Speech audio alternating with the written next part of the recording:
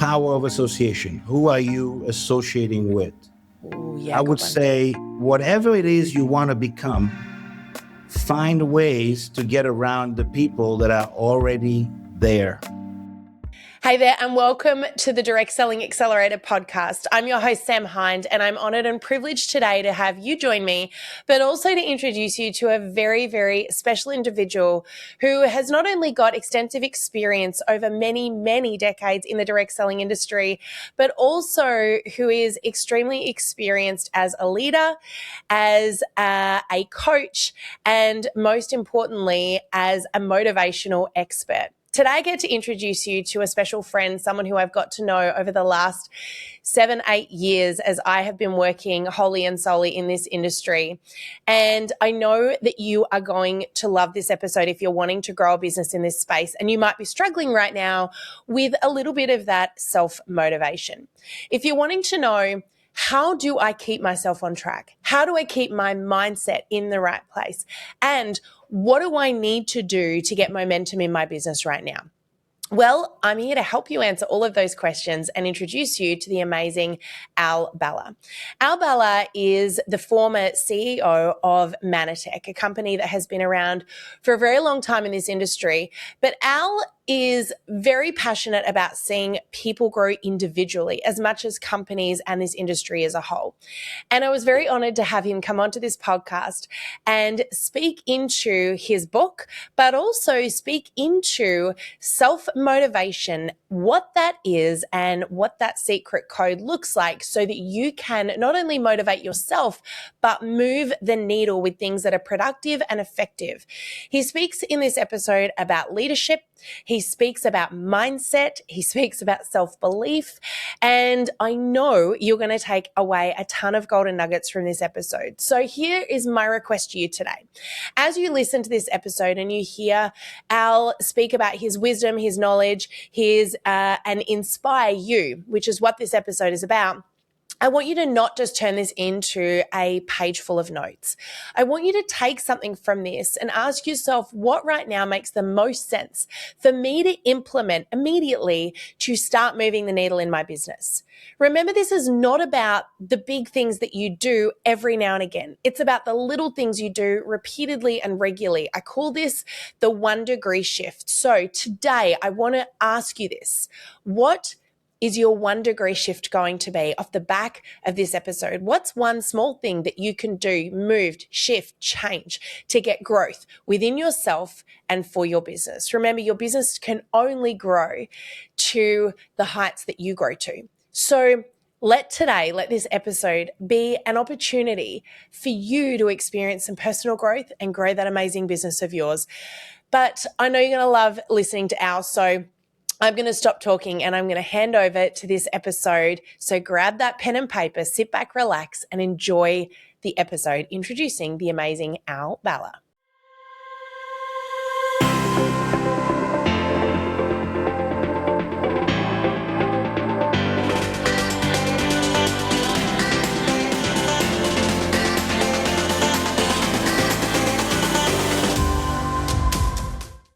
Well, hey everybody, and welcome back to the Direct Selling Accelerator Podcast. I am so excited and honored to be joined by the amazing Al Bala. Thank you so much for coming in today and joining me from all the way across the globe. We were together last week and Now we're on the other side of the world again. But welcome to the podcast. Well, thank you, Sam. Just really appreciate the privilege of being here with you. And so, yeah, thank you. Thank you for giving me this opportunity. And hopefully we can help somebody today. Oh, I think we're going to help lots of people today. I'm very excited about this conversation, actually. And just before we get in, we're going to be talking about motivation. We're going to be talking about your amazing book and the principles that you have essentially, you teach, but you've also embodied in so many ways in all of your years in the industry. But let's just introduce you first, because a lot of our audience probably are unaware of who Al is, and I want them to get to know you because we've had the opportunity to get to know you over, I'm going to say like 6 or 7 years now, right, throughout our travels to DSA events. We had the honor of speaking at a Mannatech event many years ago, and we've got to know you a little bit. So, you are the former CEO of Mannatech. You're also an author. You've written a book, which we'll talk about today. And you are still an advisory board member to Mannatech at the moment, but you're just very, very passionate about the direct selling industry, right? Can you give us a Right. little bit of a rundown? How long have you been in the industry for? What does that journey look like for you? Well, November of 2026, I would have been in this industry for 46 years.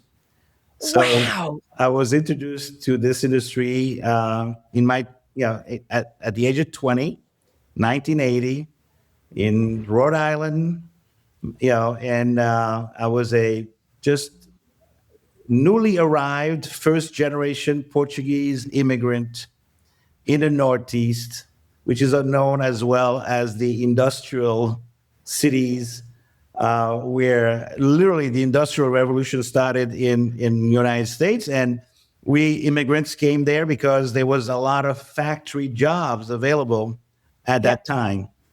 And that's where I got to be introduced to this incredible industry. And because of that, um, it I've been able to travel. I've had a journey from factory worker to CEO and president of a publicly traded company. So I have a lot of passion about it because I feel like it's a time to pay forward something that's been so tremendously impactful for me.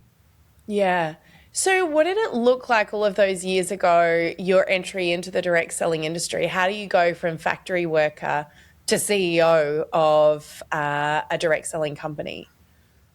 Well, it started obviously just being invited. So I would say, especially for those of you who are listening right now, the critical nature of picking up the phone. I mean, now you know my age because I'm still picking up the phone, but dialing, a phone and calling someone and not realizing what an impact you can have on somebody's life. So Yep. on a Monday night, I got a phone call basically saying, "What are you doing Tuesday night?" And that one question just changed the next 46 years of my life and my future generations. So I got a Yeah. phone call on a Monday night to go to a meeting on Tuesday night, had no idea what I was going to. I just knew one thing. I trusted the person who invited me. And again, I'll say everyone has that one person that's probably the only person that can actually influence you to do something like this. And you Yeah. can be that person for somebody, and you don't even know it until you pick up the phone. Yeah. It's such a good reminder, and the reminder that you don't know what someone's going to say. And if you don't ask, you're almost robbing them of the opportunity that could be life changing for them. And like you said, generationally as well. So it's a really good point.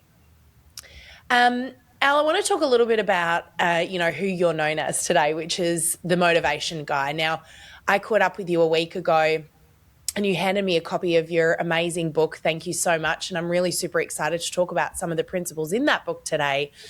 But where did that come from? Who were you before you became the motivation guy, before success, before all of this? What was the transition like for you to go from where you were to this is something that I'm really passionate about and I want to help people with the motivation that they need to grow the business that they dream of? Well, I will take us back to my first meeting, actually, because when I went to that meeting, I was in school. I was going to be an engineer. No idea why I was going to be an engineer. It just sounded really good to be an engineer. Yeah. And especially if you're going to be the first engineer in your family, first one to graduate from college. So I'm literally still learning English when I went to my first meeting, and concepts that totally, you know, changed my trajectory, right? So one concept is I could be an entrepreneur. Mm-hmm. I had never imagined being an entrepreneur. I was a shy kid, kind of cerebral, nerdy, but never the guy that was going to be starting up his own business. So Yeah. the fact that I could be an entrepreneur, that I didn't need to have capital. I didn't have to have all this extra knowledge. I didn't have to have all these connections. I didn't even have to know how to speak English properly to become an entrepreneur. So, Yep. secondly, I heard the concept of residual income. Now, today, people call it ongoing income, residual income, but the idea that you could do something for a period of time and enjoy the benefits of that effort for a long time. Yep. So the concept of residual income really was very attractive. The concept of being able to leverage yourself, leverage the income was great. So the third thing was that it could be global, a global income, that I could have Yep. global impact. And so I remember that first night being there, and they talked about how you could actually travel the world visiting your businesses. And somehow I just grabbed onto that dream and made it mine. And from that Yep. night on, I said, one day I will be traveling the world visiting my businesses. Yep. And Sam, I said that literally for 11 years. Every single night, every single meeting, every single coffee shop meeting, whatever it was, home meeting. I said, one day I will travel the world visiting my businesses. So 11 years later, I started traveling the world visiting my businesses. And I traveled 88 different countries and literally did this business in 65 different countries from a dream that I grabbed on from an environment that was the right environment, the right association, to change the way that I thought, to change, basically the program in Yep. my 2 years. Oh, I love that. I love that you just mentioned the program between your two ears, right? Because the life we live is dictated by the program that we run. And it's the one thing we get control over. You mentioned about self-talk and those declarations that we make, those statements we make about our lives. And I love that you were so deliberate about the declaration you were making. Was that something that someone taught you to do, or you just went, this is just, you just naturally felt like it was the right thing to do? How did that become a part of your ritual? Well, I think at first it was just, again, being in the right room, Yep. in the right association. And I really think of people who are listening to this podcast, it's like being in the right room with the right people to hear things that you probably not ever thought yourself, but you grab that thought and now it becomes yours. I don't know where that came from. Maybe it was a divine inspiration, but years later, I learned the power of the power of the spoken word, and I read books that really obviously made it more important. And I realized I was actually doing the things that were in the books without knowing that those were the right things to do. So I don't know where that came from, Sam. I just know as I started to speak it, it just it became easier to say it, because at first it's like the craziest thing you could possibly think of. So I hope everybody listening to us have these crazy dreams, right? We want to have these crazy dreams, because there's not a single dream that's too crazy, because if God gives you the dream, he's going to give you the ability to make it happen. You just have to have the courage to say it, right? So Yep.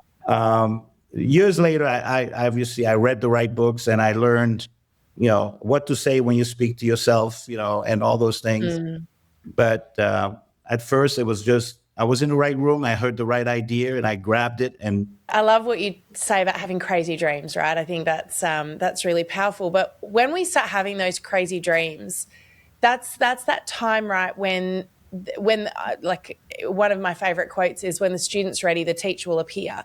The right people and the right learnings and the right opportunities will start finding their way to you, because you start placing yourself in that right pathway and you're running the right program between your heads, right? Your ears, sorry, not your heads. Hopefully you've only got one head. But now, let's talk a bit about the motivation equation, your book. Without giving too much away, can you tell us a little bit about the principle behind the motivation equation and how you came up with that? Well, first of all, I want to give credit where credit is due. Um, my mentor, his name was Bill Britt, built one of the largest network marketing organizations in the history of the world. I mean, Hmm. besides Bill Britt, I think only Dexter Yeager was bigger than Bill Britt because he was a part of Dexter Yeager's organization. And this is back in my early days in Amway. And I traveled a lot with him around the world, and I kept hearing him say the same things over and over and over and over. And I realized, well, if someone who has the fruit in the tree like he does, who had done the things that he had done, if he thought this was important, that maybe he was important, right? And so he spoke about motivation equals dreams multiplied by beliefs. Yep. Now, today, I call that the motivation equation. He didn't call it Hmm. that then, but that's what it sounded like to me. And for years, I taught that everywhere I went. How do you get somebody motivated? Why is motivation important? Well, because uh, it's what it gets us to do the things we don't want to do in order to have the things that we do not have now. Right? You Yes. can't you can't get something that you don't have by doing the same things you've been doing, because the same things you've been doing has gotten you what you have. So in order to get something else, so motivation was really about how do you get people to do the things they don't want to do in order to have the things they really want to have.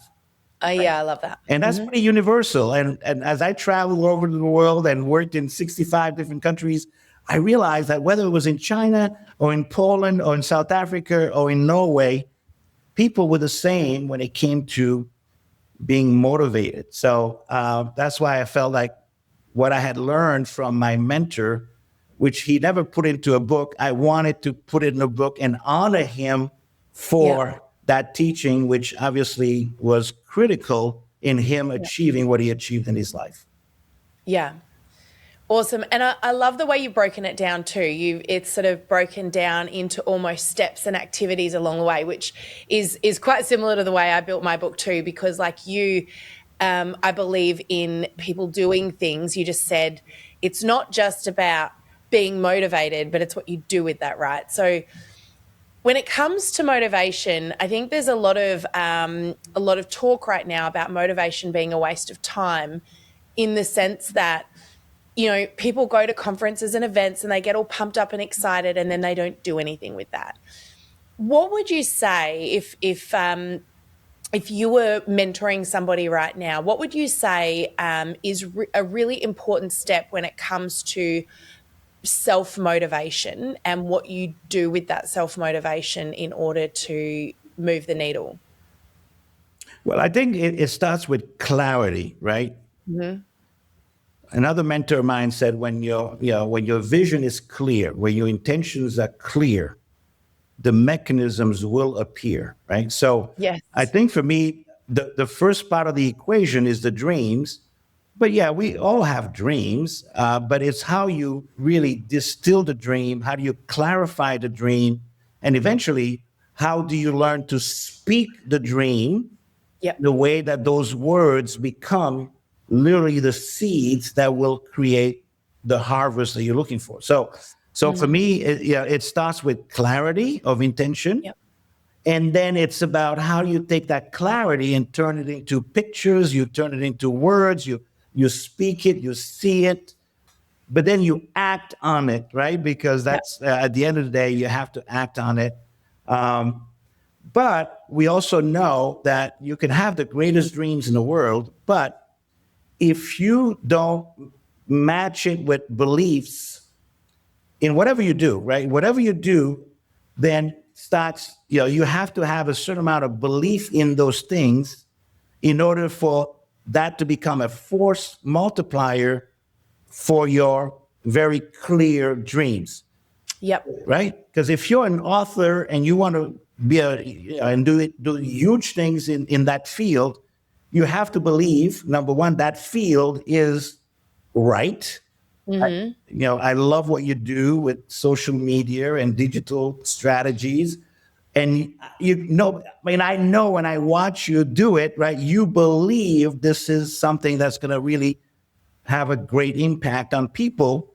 And that's why you get excited. That's why you travel all the way from Australia to Dallas, Texas to Yeah, share right. that with people, because you have this deep conviction that Yep. it matters. Yes. So if you're in real estate, if you're in insurance, if you're in network marketing, how deeply do you feel about your industry? Then Yep. how deeply do you feel about the company you're part of? How deeply do you feel about the team you work with? And then eventually, how deeply do you feel about yourself? What's your belief in all these 4 different categories, which is Yep. what this equation is about, right? I'd love to know, how much of success do you believe is about what you do versus who you believe you are or what you believe about yourself? Well, that's a really big question, right? Because obviously, I'm good at asking really big questions this is that a open up very big deep cans of question. worms. A friend of mine, Mr. MJ Durkin, talks about grooves, right? I mean, we gotta put new grooves in the record player of our mind, right? Yep. In order to make sure that what we are creating is aligned with what we want. So yes, I mean, it's not always the most important factor, but it eventually becomes the most important factor. Yep. When I started in the industry, when I started network marketing, I cannot say that I had that great confidence in myself. Yep. I did struggle for 8 years with what I call an immigrant mentality, right? The factory worker was somewhere always in there, and it was hard to overcome. But guess what? Also, I came across this personal development program where I read a book every month. I listened to a cassette every week. I went to all these meetings. I was laying out new grooves every day through what I Yep. read, what I listened to, who I Yep. associated with. So even when you don't have it, you can get it, Yep. right? Yep. And you can change it. You have the power to change that mindset. And today, more than ever in the history of humanity, we have more access to things like this amazing podcast that you run, right? Which is, this is your goal, right? Is helping people lay these Yep. new grooves in the record Yep. player of their minds so they can Yes. create the kind of outcomes that they want. We're not just born believing in ourselves. Well, actually, that's probably not true. I think kids are very good at believing in themselves, but life kind of beats it out of you over time, right? And you get to a point where, especially when you step into a business for the first time, I mean, I was there, you were there. It's very hard to believe that you are a successful human being when you don't have the evidence of that yet. So I get that it starts with statements, declarations, things that we say about ourselves and that language that we use. What, for somebody right now who's thinking, okay, that's fine, I can say these statements, I can, like what you did when you said, one day I'm going to be traveling around the world visiting my businesses, there comes a point where you're like, what do I do with that? I can say it every day, but what's the step that I need to take? What should I do next? If you were to provide some advice to somebody, and I know you've been an incredible mentor to many people out there, and that somebody is someone who right now feels like they're making these statements because that's what they've been taught to do, but it doesn't yet feel real and they don't know what to do with that yet to get progress, what advice would you provide them right now? Well, I think I will say the power of association. Who are you associating with? Oh, yeah. I would good one. say whatever it is you want to become, find ways to get around the people that are already there. Yep. So good. For many years, I called it being a fruit inspector. Yes. So the way you choose the people you're going to associate with, Yep. and there's so many ways to do that today, right? You can associate with somebody just by reading their book. In some ways, it's a form of association. You can do it by listening to a podcast. You can do it by being in an environment where they are. You listen to them, live, or you listen to them on YouTube, whatever. But you find a way to be around the people you want to be like. Yes, so Because good. Jim Rohn said, I mean, you're the average of the 5 people you listen to, the 5 people you're surrounded with. So what you can do very proactively is Yes. change your surroundings. Yep. Decide to invest in yourself. Decide to invest in being in the right rooms with the people who have the things you want Yeah, for so real, not those who yep. say they have it, they don't. So become a fruit inspector. Inspect the fruit. Do they have the fruit? If they have the fruit, then that's where you want to be. And put yourself in a position where you get to be around them, you get to serve them, you get to carry their bags if you have to, whatever it is Yeah. you got to do. But that for me is probably that's been my greatest secret in life has been to be in the right rooms, to be humble enough to want to learn from the people who already had the things I wanted. Yeah, so good. Does that make sense? I mean, It I absolutely does. And that's actually, one of my favorite quotes. I bring that one up a lot. And I really, truly believe in that. I've seen evidence of that in the lives of many people around me, but also in my life. But I just want to, like, an observation I've made of that. And I want to just kind of test this on you and see what your thoughts are about this. Some people might be thinking, well, I'm isolated or I'm little, and the people that for me are the fruit that I want to connect with are a little out of reach. Can I just throw it out there? One of the observations that I've made about this philosophy is that while you can absolutely connect with some of those people and you can build relationships with some of those people and surround yourself with some of those people, you don't necessarily need to know them personally, nor do they need to know you personally. Would you agree with that? totally. Meaning, I don't need to hang out with Tony Robbins necessarily if he's one of the apples that I want to follow. I can invest in his courses, do his learning, surround myself with him, whether he knows I'm doing it or not. Would Right. you agree with that? I've had many mentors who had no idea they were my mentor. Yeah. Yeah. One of them is Mr. Richard Bliss. I knew him when I was early in my network marketing career because he was the first network marketer to be on the cover of Success magazine. I followed him. I used his reprint. I read his books. And then, you know what? The law of attraction is such that then one day I met him, and one day we became friends, and one day we became almost, we're colleagues of many ways and very close. But it didn't start with knowing him. It just started with looking for those people I wanted to emulate and learn as much as I can about them, read their books, listen to their podcasts. I mean, Sam, never in the history of humanity have we had more access to the right people and they're out there, they're everywhere. Right. You just have to choose who that is and then go for it, Yeah. I think we're in a very blessed time in that way, right? We can talk to anyone anywhere in the world and never discount. Do you know, funny story, like you said, the law of attraction, a few of those people who for me were mentors back 10 years ago ended up becoming people that I would call very dear friends. Richard Blissbrook has been on our podcast. He's a great friend of ours, but just last week when I caught up with you last, one of those people who was one of those people that was a mentor for me that didn't know she was a mentor was actually someone else who ended up speaking on stage at the same event as me last week. And I was a little bit in awe. I'm sitting here going, wow, I went from beginning my journey in business to now being a peer with this person. And I've never actually physically met them until last week. So, it's an amazing experience, isn't it? When you start to change your network. I often say your network is your net worth, right? Yes. So I'm curious though, Al, like throughout your journey, and you've had an amazing career journey, you've done some unbelievable things, you're a very successful man.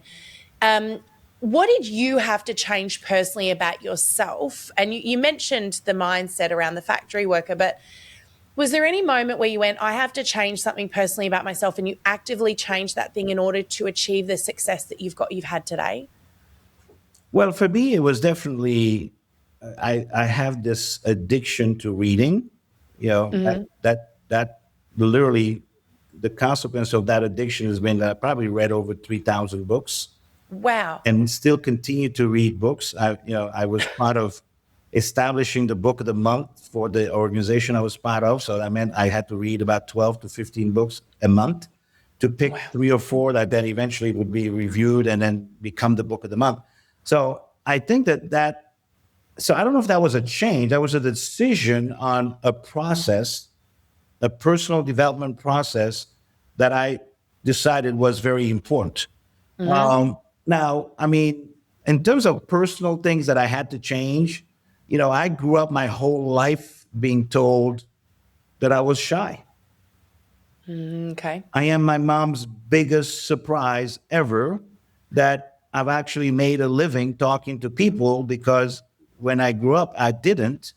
And I was intrinsically kind of shy, but I realized at some point that, shy people don't make things happen. I had to get out of my shell. I had to get out of my way and decide that I was going to be more outgoing and learn to be outgoing and practice being outgoing until you become outgoing. So Yep. that was one of the things for me that big things that I had to change, certainly from my own identity and how I saw myself. Now I'd say I'm probably still shy, but you couldn't tell, I'm sure, because I've learned to not be Yep. shy. Yeah, it's a decision, right? It's a decision, yes. So I've got another question for you that is sort of it's a two-sided question here. And the first one is, as a leader, how do you motivate people without creating a dependency on you? Well, I mean, again, a really, really good question. And that has to be a very well thought out process for that person who's the leader. Because as a leader, you definitely interfere in the lives of others, right? Yeah. You have to be willing to interfere in the lives of others. You have to be willing to give them the opportunity to fail, right? I think most of us, whether it's our Totally. kids or other people, we want to be protective. And it was a hard lesson. This didn't come automatically. We hate to see people struggle, Yep. but sometime in my career, I heard the story of the butterfly in the cocoon, where when the butterfly is trying to break out of the cocoon, and you can literally watch that physical exertion that's going on, and if you wanted to help it, and you could have just a little knife and just cut through that cocoon so that this butterfly could literally just come out of the cocoon without too much effort, you wouldn't realize it, but you just decided that butterfly will never fly, because what it took to get out of the cocoon is how it builds the muscle to be able to fly. Yeah. And if they Yeah, don't it go through that strengthens the wing. process, then they never get to fly. So how do you take that into what do you do with people? Is allow people to make mistakes, allow people to struggle, allow people to get out there far enough, not too far where they're going to go over the abyss, but be there to pick them up, but don't be there too soon, Yep. and appreciate that struggles actually creates character. Yeah, that's so powerful. Right? So I don't know Yeah. if I've answered that question. I'm sure there's many steps in between. I think it's a really important point, though. Like you do bring up a good point, and that is, we want, especially if you're a people pleaser, and a lot of leaders are people pleasers, they want to see people succeed. But the problem with that, like you said, is that you're actually robbing them of the growth that they need to be the person that they want to become. But like any kid or any butterfly, they're not going to enjoy that painful process, right? It's a little bit like I think about, building muscle. In order to build muscle, we have to lift weights. And to lift those weights, we have to break the muscle. We actually have to make little tears. We have to lift a weight that feels like a resistance. But you can't gain the muscle without that process, right? And, you shortcutting it doesn't work. So yeah, no, that's a really powerful metaphor. I love that. And I'd forgotten, I'd heard the butterfly story before, but I'd forgotten that. It's a great one. From the flip side though, and this is the other side of that question, if someone's listening to this right now and they're not necessarily a leader yet, or maybe they have been. I've spoken to a lot of leaders recently who are going through a challenging time where they lack personal motivation at the moment. Maybe they've been through some challenges in their business. Maybe they're a little tired. Maybe they've been doing this for a while, or maybe it's someone who is just starting out and feels like they haven't quite got the momentum yet. And they're honestly coming into this episode of the podcast thinking, I need motivation right now. If someone were to say to you, Al, I need some motivation, what advice would you give them to help self-motivate or gain that motivation they need to gain the momentum that they need to take that next step? Well, I think there's a couple of different areas here for this. One is you have to go back to what is it you really, really, really, really want, right? You got to get back to that clarity of who am I? What is that unique purpose Yep. that God created you for? Mm-hmm. Because if your fingerprints and your iris and everything else is unique, you were literally created to solve a problem on this earth. You were created to be that person, and probably the only person that could really definitely affect your tribe in a certain way. So you got to go back to what is it? Most of the time when I have felt unmotivated is because I lost touch of my true purpose. Yep. Because like many other people, I've had many days where I wondered, like, why am I doing this?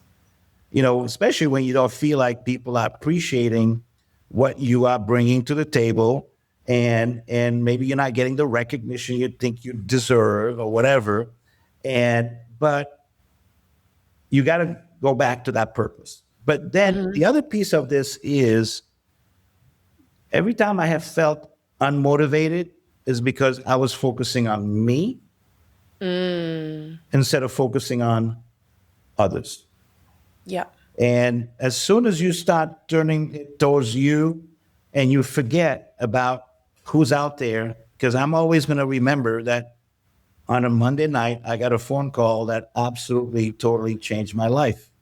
And I know that there's another person out there who I could have the same impact on. So remembering who you are, your story, what happened, maybe stories of others, and then decide, is this what I want to do? I mean, do I want my life to matter?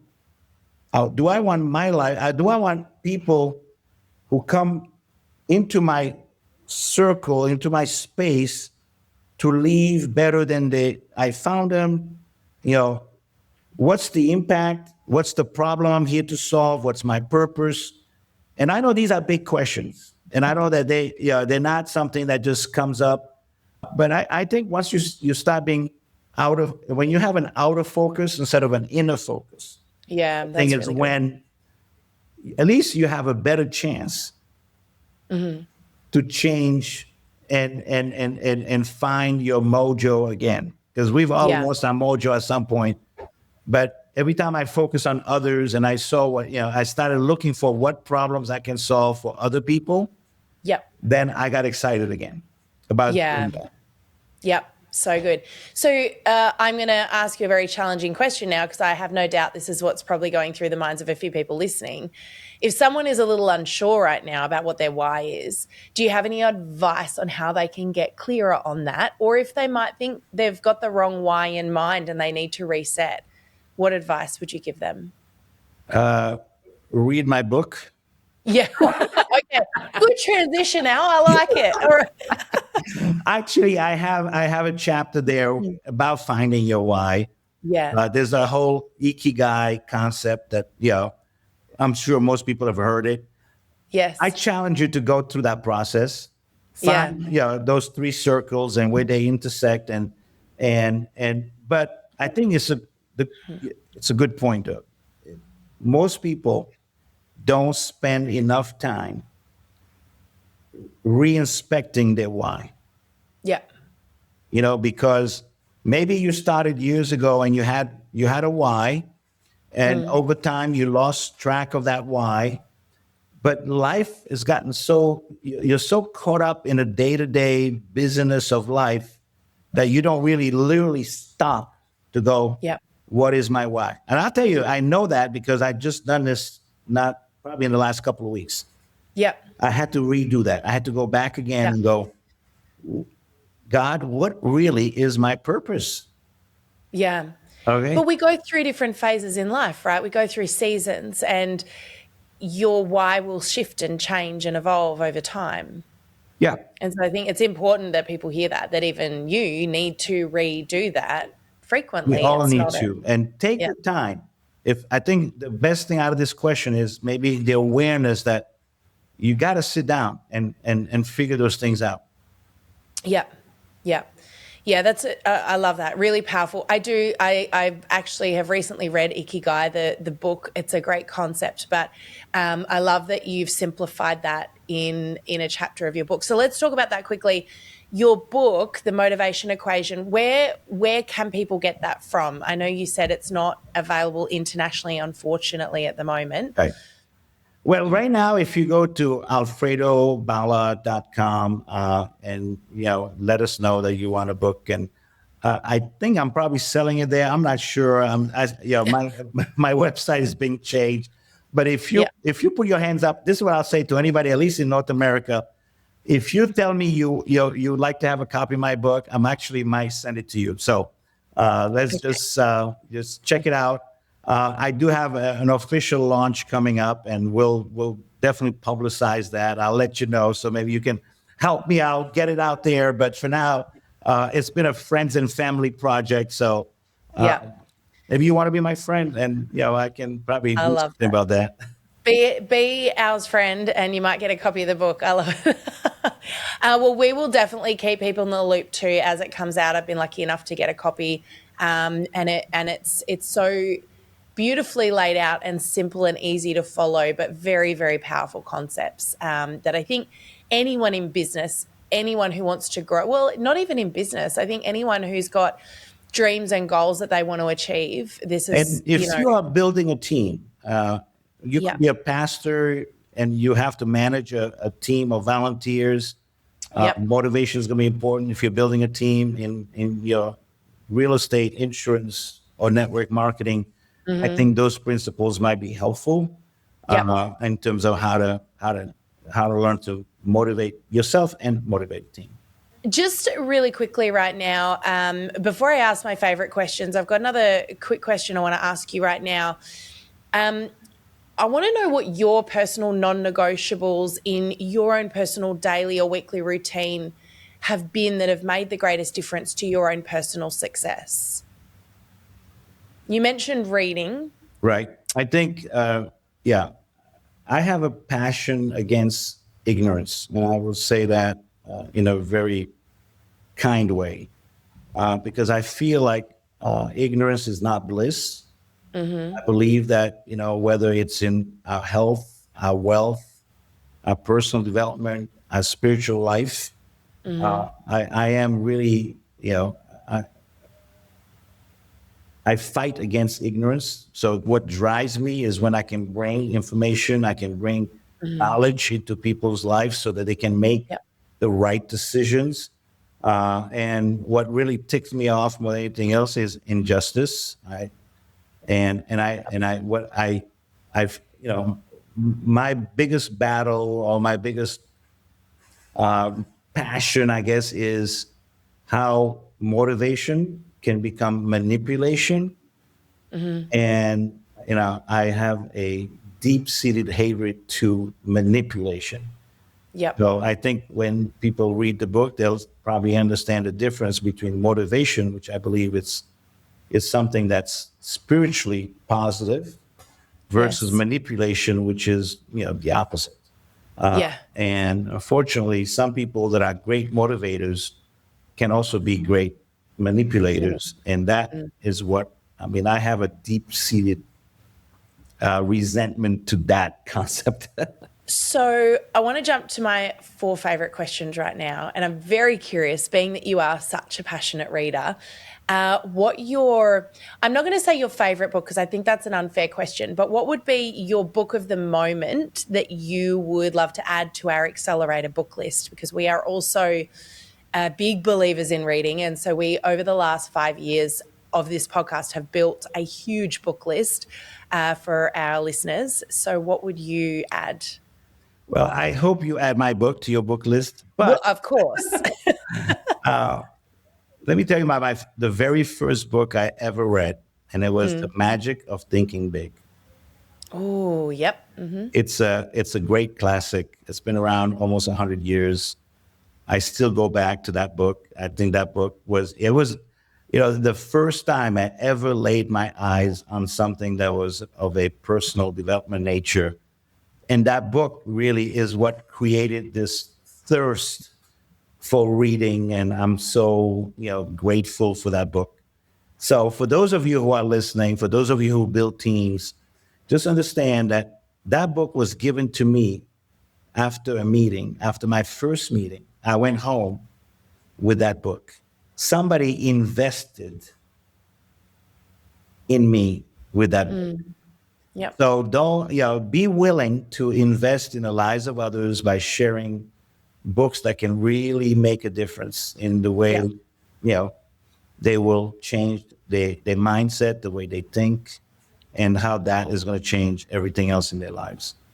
Yeah. Awesome. I love it. Great book. So next question is this, your favorite quote? In all adversity lies seeds of greater opportunity. Ooh, so good. And that kind of goes with the butterfly story a little bit as well, right? Yes. So good. Power adversity, absolutely, yes. Yeah. Awesome. And if you could have a superpower, any superpower, what would that be and why? This is definitely a challenging question for me. Probably my superpower would just be understanding what my wife is really thinking. That would be a great superpower. That's a great one. I haven't had that one come up yet.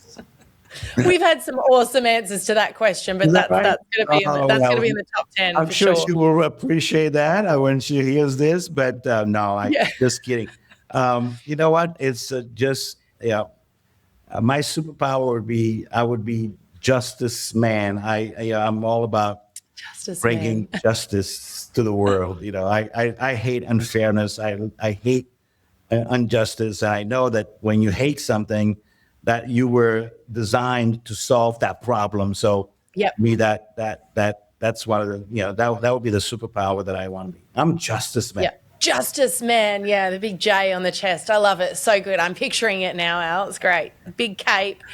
So last question, and by far my favorite, is if you could go back in time and say one thing to your past self, what would that be? Dream bigger. Dream bigger. Yeah. I think for those that are listening, especially the younger crowd, don't limit yourself. I mean, put it out there. Dream as big as you can because, somehow the universe is listening, God is listening. And if it's something you truly want, you will have it. You will achieve it. God's never given you a dream that he didn't give you the ability to be able to achieve. So think as big and dream as big as you can. Yeah, so good. I love that. And if you could give one last piece of advice to our listeners today, people who are growing their business in the direct selling industry, maybe they're just beginning, maybe they've been in this industry for a long time, and you could impart a piece of Al on them right now, just before we wrap up, what would you say to them? Well, without wanting to be self-serving here, but go back and inspect your beliefs. Go back, inspect your beliefs, because you can only be motivated up to the level of your beliefs. And because motivation is an equation and it's a multiplication, understand that anytime your belief is low, your output, your motivation is going to be low. So whatever industry you're part of, do you believe in it? Do you believe in it with all your heart? And if you don't, find something else. Yep. Whatever company you work with, how sold out are you to that company? If you can't sell yourself out to that company, find another company. And I know this is probably not a popular advice, but it's going to serve you. If you're part of a team and that team does not inspire you, does not motivate you, does not bring the best out of you, then find a new team. And last, work on understanding what you believe about yourself. I think you talked about identity. There's so much help out there, so go and figure out yourselves, figure out your temperament, there's so many of these things you can do today that will tell you more about who you are. Strength Finder 2.0 is one of them. Go through the exercise, invest in yourself so you know who you are. And then when you know who you are, then whatever changes you want to make, then you'll be able to make because you know where you're coming from. Otherwise, what are you changing if you don't know where you're starting from? Yep. Awesome. I love it. What a great way to finish up the podcast. Thank you so much, Al, for joining me today. I so appreciate you and your incredible wisdom and knowledge, and for being so generous with it today for our listeners and joining me here. I really appreciate you. Well, thank you, Sam. Appreciate the privilege of being in your company and on your podcast. And I'm really thrilled. Thank you. Thanks, Al. And thanks, of course, to our beautiful listeners. It's been so great having you tune in again this week. If you have not done it yet, make sure you hit that subscribe button so you don't miss out on any of our upcoming episodes. But thank you again so much for joining us. Have a blessed week, and we'll see you on the podcast again next week. Bye for now. Thank you for joining us in this episode of the Direct Selling Accelerator Podcast. If you love listening and you found that this was helpful for your direct selling business, please like and subscribe to our YouTube channel. You can also check out the recommended video that's popped up on your screen right here. I look forward to seeing you again next time. Bye for now.